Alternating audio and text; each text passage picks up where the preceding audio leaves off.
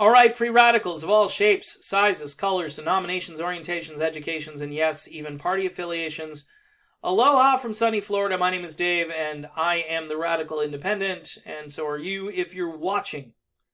Tulsi Gabbard in New Hampshire, article from WBUR. Scrolling down here to a part of this article, which, again, to me is very important because it shows the gravity of where we're at. Tulsi Gabbard told a small crowd, "We are in a state of war." Again. Now, Tulsi Gabbard has built her whole campaign on the idea that we should not be doing this. And right in front of us, in real time, it's happening. As I said in a tweet, they weren't shooting rockets at us. We took out their general, and now they're shooting rockets at us. They're shooting rockets at our bases, okay? And there's a bit of a media blackout. Now, they're taunting us. They want us to retaliate in a bigger way. They've said they don't want to escalate this, but, like on the playground where your kid comes home and the kid says, "He hit me first." This is how it starts. It's pretty simple. So in this little video, it's not going to be a lengthy video, I want to talk about how it might be time for Team Tulsi folks to acknowledge that Bernie Sanders has the infrastructure and we might want to hitch a ride on his train. I'm not saying that you stop supporting Tulsi Gabbard. That's not what I'm saying. Go and please vote for Tulsi Gabbard. She's a better candidate for president, and if a chain of events happens where her campaign catches fire and she becomes a lightning rod or a focal point and people want to talk to her and people start to hear her voice and her message, then she's the better vehicle to the presidency. But to me, here's the overarching issue. It's peace.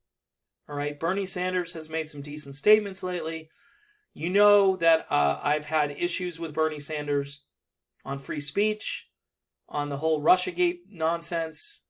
You can go down the list of things. You can really pick apart some of the things that Bernie has been advised to do. He's basically being told not to be Bernie Sanders, and I think that's a problem.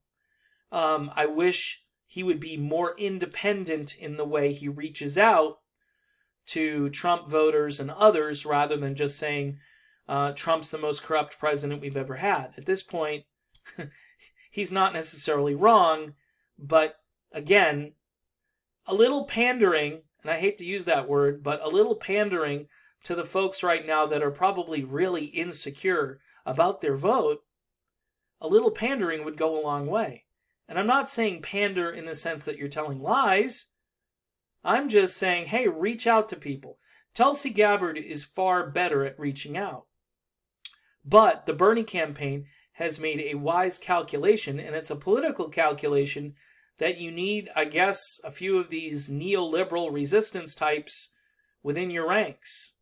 To me, it's all about policy. But to Bernie and to much of the political establishment, it's not about policy. It's about strategy. So here's my take on this. Support either Bernie or Tulsi. All right? And at the end of it, we've got to unite because peace and what's happening to our world right now, in the face of those things, we've got to pool our resources together. And if Bernie becomes the nominee, I don't want to be rude, but he better pick Tulsi Gabbard. And if Tulsi is the nominee, then, maybe she picks Bernie. I don't know. I mean, you got to have maybe the older person at the top of the ticket, but I don't know. I'm a little bit at a loss there. I'm hoping that Tulsi can still pull this out, and I'm thinking that there are a chain of events that could take place that could catapult her campaign to a much higher place. But, people in the mainstream, they're still talking about Elizabeth Warren. They're still talking about Mayor Pete, of all people. Just somebody who would escalate this war who would have been in on it early. Remember, Pete Buttigieg attended meetings where they talked about how they could prevent Bernie Sanders, again, from becoming the nominee. Basically, please shut down what the people want. Please shut us down. You know, look, even if we wanted something that was bad, it's still our right to vote for it and want it. And if we make a mistake, we'll fix it. That's what democracy is. So for the sake of peace, everybody, I'm actually pleading with everybody to kind of join together.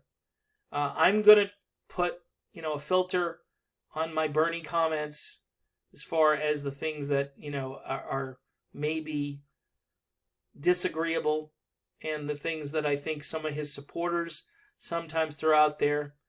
I heard Tulsi's media guy, though, this morning say on Twitter that a lot of Bernie people have been coming to Tulsi's defense because Tulsi's been right all along about this, and she's the authority on this topic. And I'm hoping that more people recognize that Tulsi Gabbard is the best chance we have at peace. And maybe Bernie is part of that, and we'll figure it out as time goes on. All right, so I'm done. Again, quick housekeeping note here. The channel is hemorrhaging right now. It's hemorrhaging viewers. It's hemorrhaging dollars. I've had big contributors step up, and basically last week, somebody sustained me for the entire week with one donation. So I'm not looking for donations of that magnitude, but if you know anybody with some deep pockets that wants to keep the message of peace here out on YouTube, where I'm constantly being demonetized just for being who I am. Seriously. You've heard this content. I have not dropped any foul words. I have not said anything offensive. I have spoken what I believe to be the truth, and I have provided some information and insight as to what I think and believe. And I think that is the essence of what free speech is. Even though I could say, some crass words and so forth, I've chosen to try to be ad friendly. So again, I guess it's up to you guys to help me out. I will put my email address in the description of this video. That way you can donate via PayPal if you choose to do that. All right, I am done. I will see you soon. Thanks for watching.